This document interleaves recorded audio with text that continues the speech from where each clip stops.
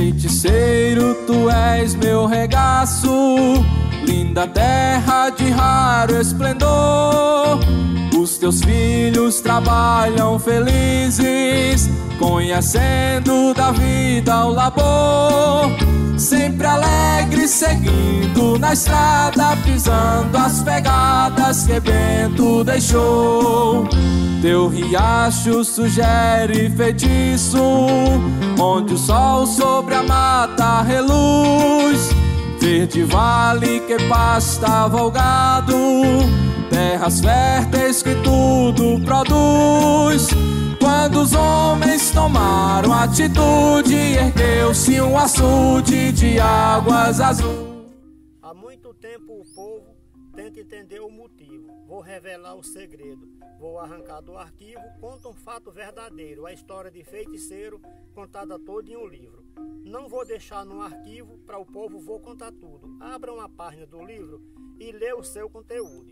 Li a história com calma e revelei o que pude. A vila surgiu após a construção do açude. A origem do nome deles ao riacho do mesmo nome, que tinha forragem à vontade para o gado matar a fome.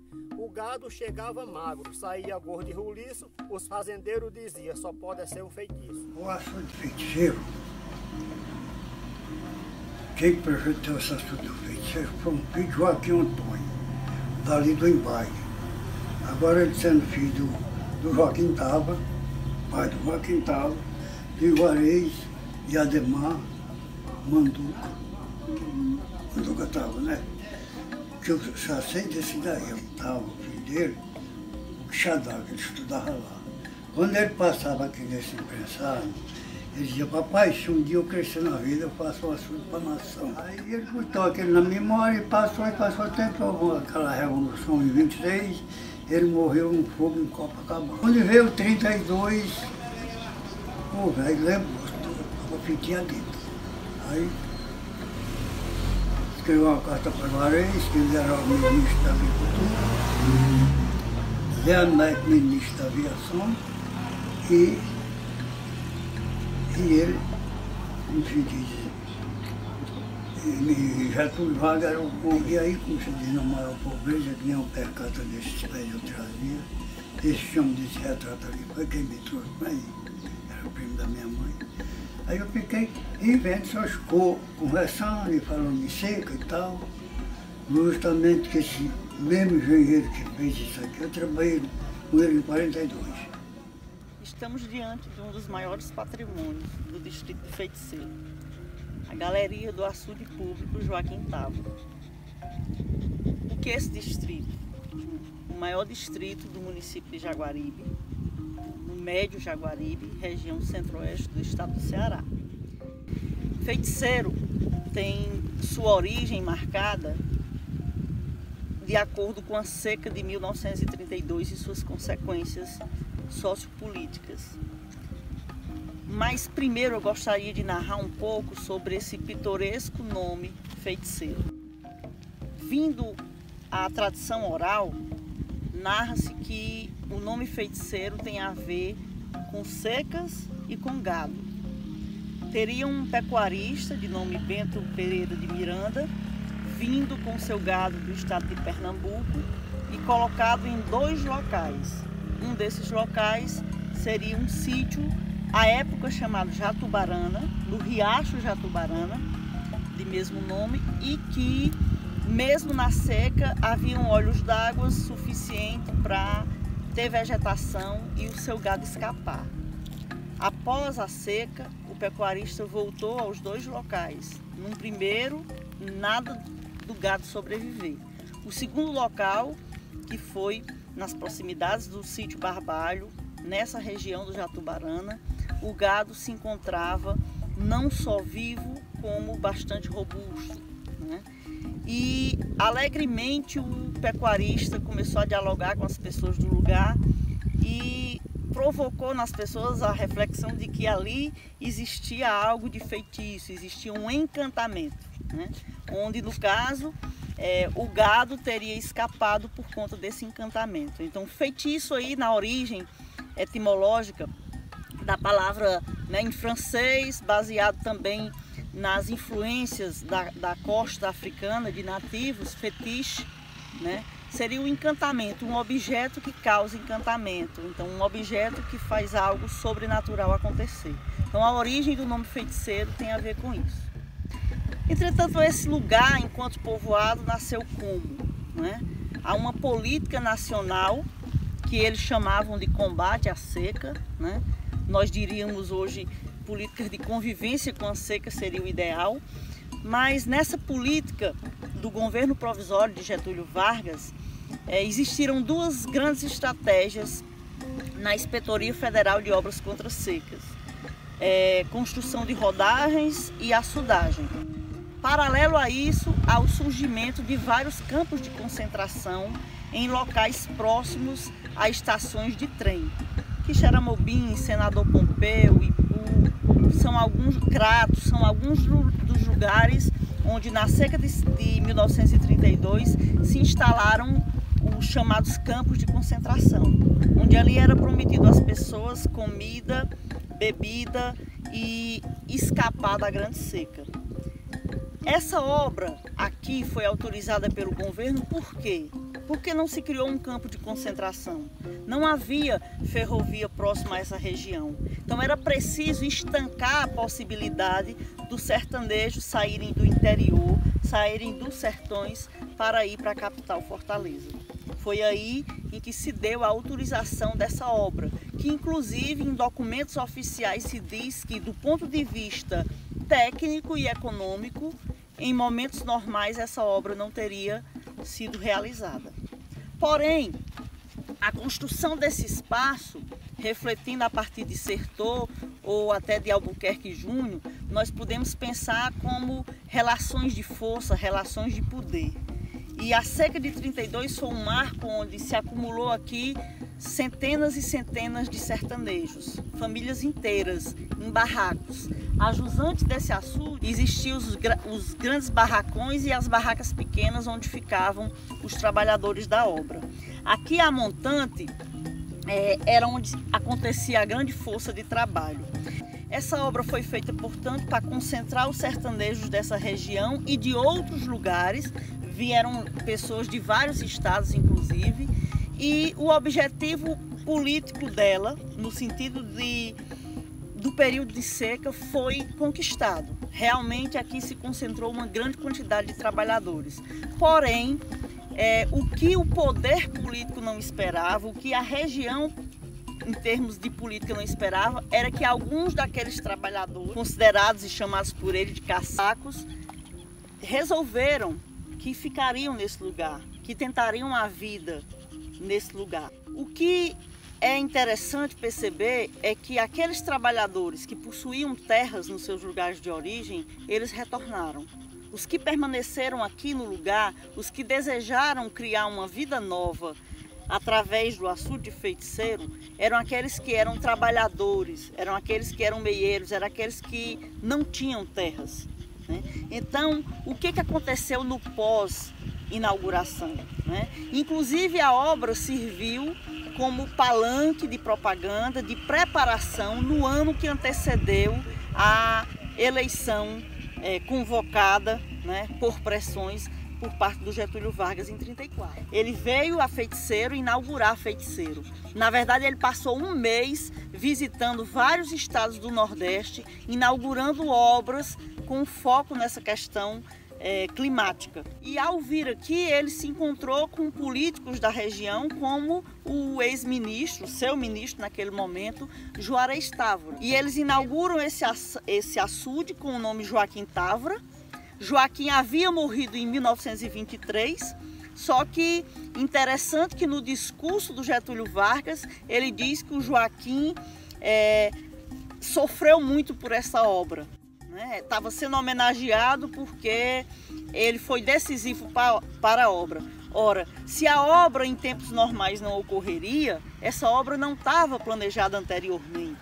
E, portanto, ela se deu quase 10 anos após a morte do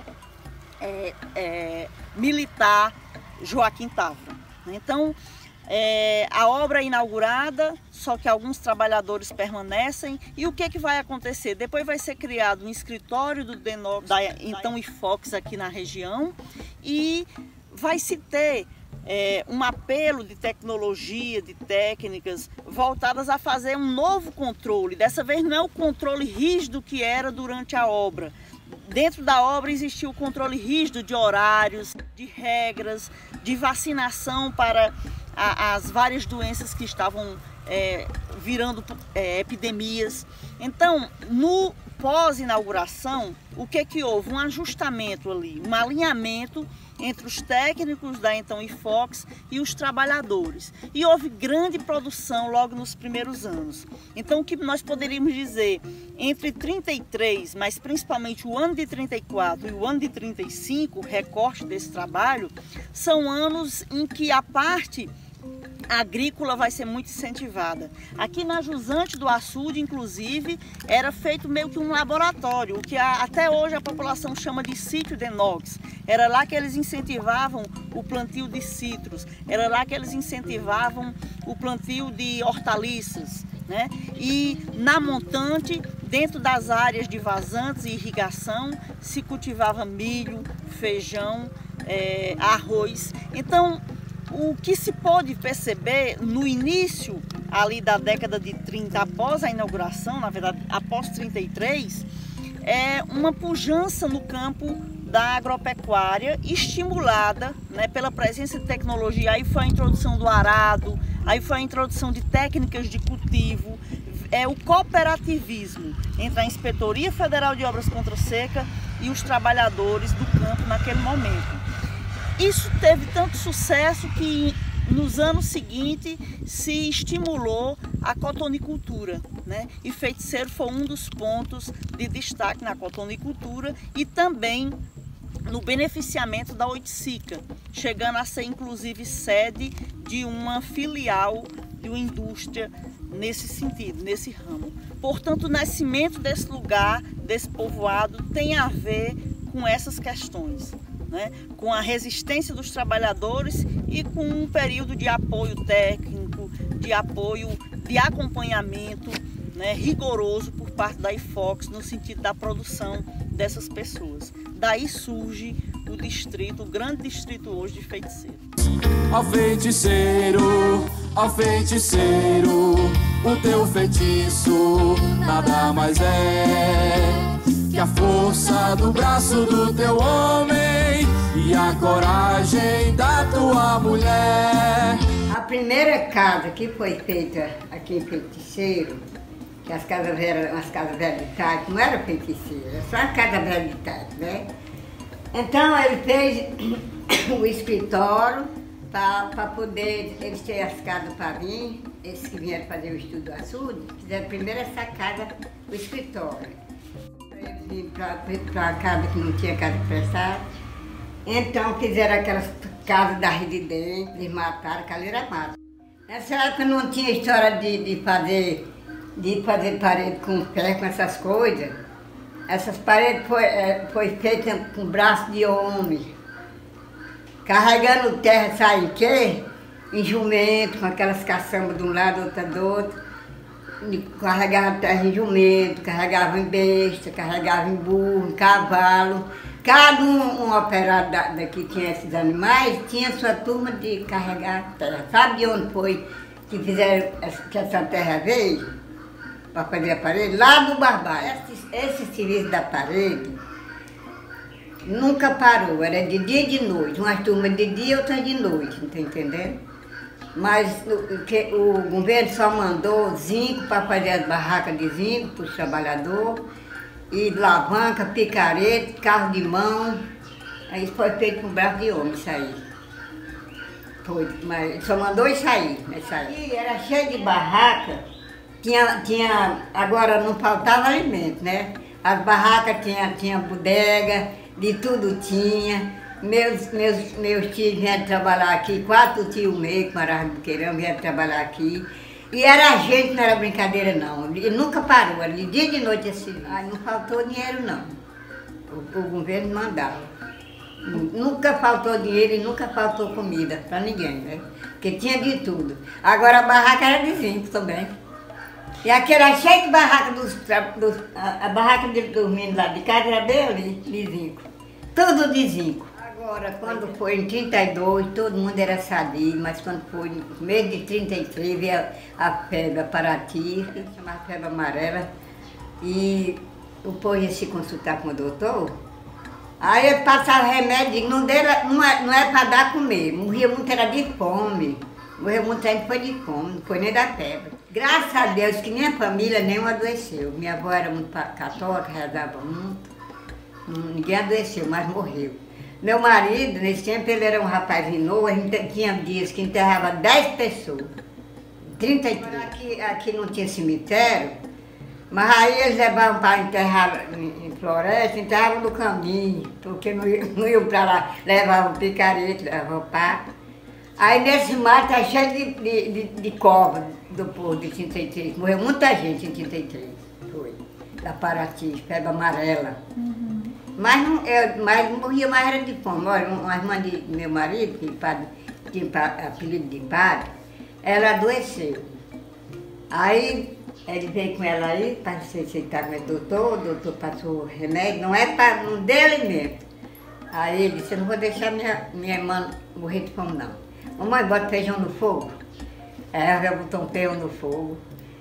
E aí ela deitada na cama, muito doente, coitada. Aí ele disse, mãe, passa um pirão de feijão para ela comer. Aí ele fez um pirão de feijão, ela comeu. Ficou boazinha, né? Olha, se ele tivesse medo, tinha muito de fome. Morreu um tempo, foi de fome, eu sei disso.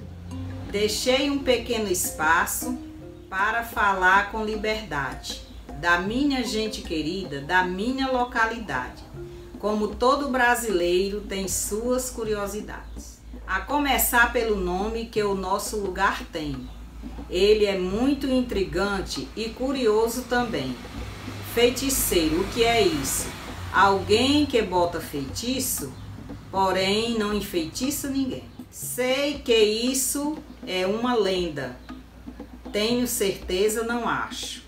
Porém, a sua origem vem do leito de um riacho, que na época de uma grande seca, ela foi útil demais, matando a fome e a sede de diversos animais. Seu primeiro habitante, Bento Pereira de Miranda, era um pernambucano nato, casado com a senhora Genoveva Maria da Glória Ciciriá.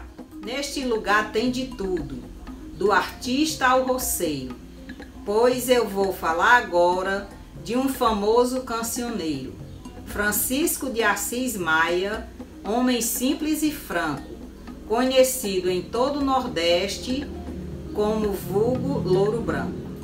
Muita gente contribuiu participando dessa história, deixando aqui uma homenagem, se preferirem memórias, ao sanfoneiro Raimundo de Zé Pretinho, que muita gente animou, ao rezador Adalto Soares, que muita criança curou. Existiu uma pessoa muito cheia de mistérios. Estou falando de João Pedro, homem sisudo e sério, que também contribuiu com a cultura desse lugar, introduzindo aqui a medicina popular. Fiz alguns desses versinhos em forma de brincadeira, tentando homenagear de uma forma maneira. Viva, viva, minha gente, a cultura popular brasileira. Ó feiticeiro, o teu feitiço nada mais é que a força do braço do teu homem e a coragem